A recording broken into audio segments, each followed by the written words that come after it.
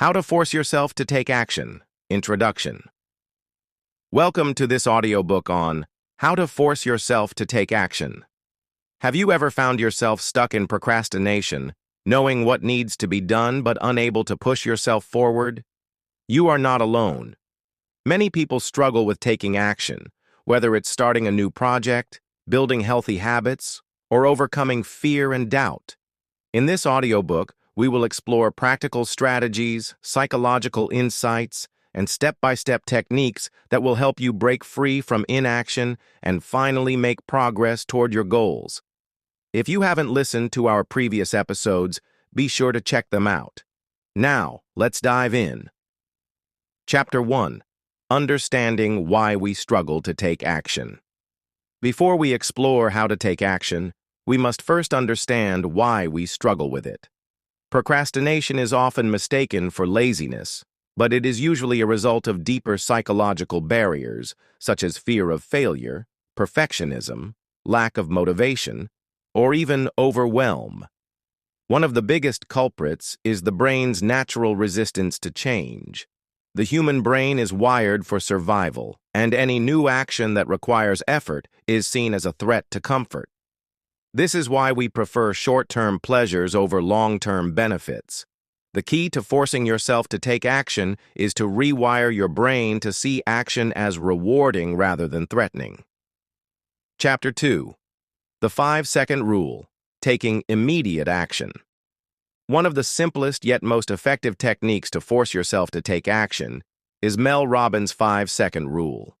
It works like this. When you feel the hesitation to act, count backward from 5 to 1 and immediately take action before your brain can talk you out of it. For example, if you need to get out of bed early, don't think. Just count 5, 4, 3, 2, 1 and move. If you need to start working on a difficult task, do the same thing.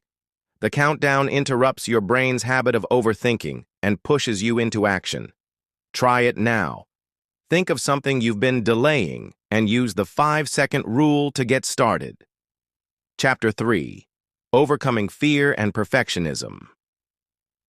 Fear of failure and perfectionism often prevent us from taking action. If you constantly wait for the perfect moment, the perfect plan, or the perfect version of yourself, you may never start. Here's a truth. Perfection is an illusion.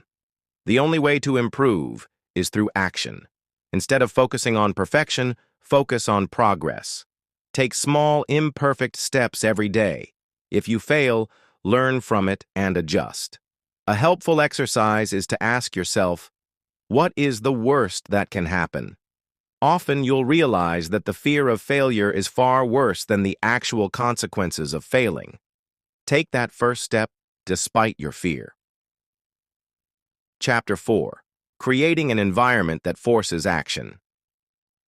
Your environment plays a crucial role in your ability to take action. If your surroundings encourage laziness, distractions, or comfort, it will be much harder to get things done. Here are some ways to shape your environment for action. Remove distractions. Keep your phone in another room when working. Set up triggers. Lay out your workout clothes the night before to remind you to exercise. Use accountability. Tell someone your goals and ask them to check in on you. Create deadlines.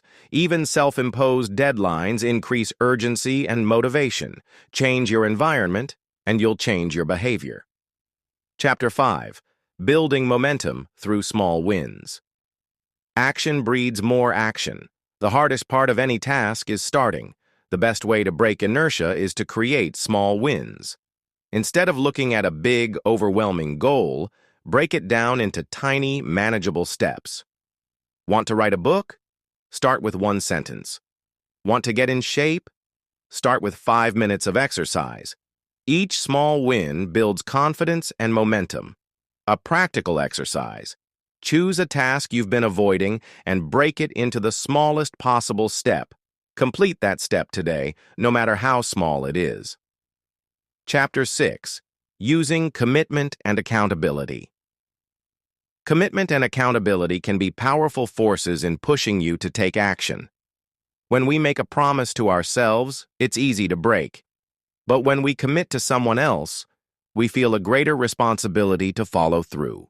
Ways to use commitment and accountability. And publicly declare your goal. Find an accountability partner. Use commitment contracts like Stick K or Be-Minder that penalize you for not taking action. Join a mastermind group for continuous support. Remember, the more invested you are, the harder it will be to quit. Chapter 7. Mastering Self-Discipline. Self-discipline is the bridge between goals and achievements. It's what keeps you moving even when motivation fades. How to develop self-discipline. Establish routines. Set a specific time each day for important tasks. Reduce decision fatigue.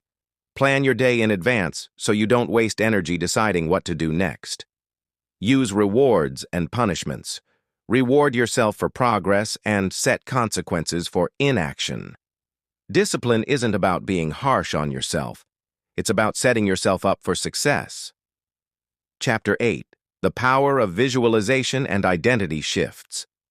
Your actions are shaped by your identity. If you see yourself as someone who takes action, you will act accordingly.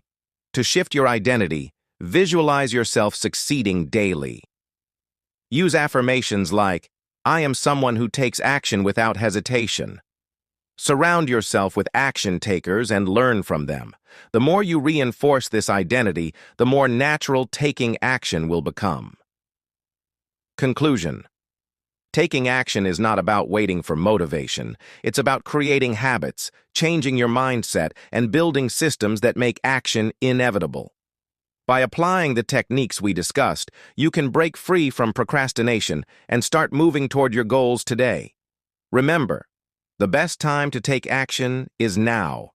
If you found this audiobook helpful, be sure to check out our other episodes for more insights on personal growth and productivity.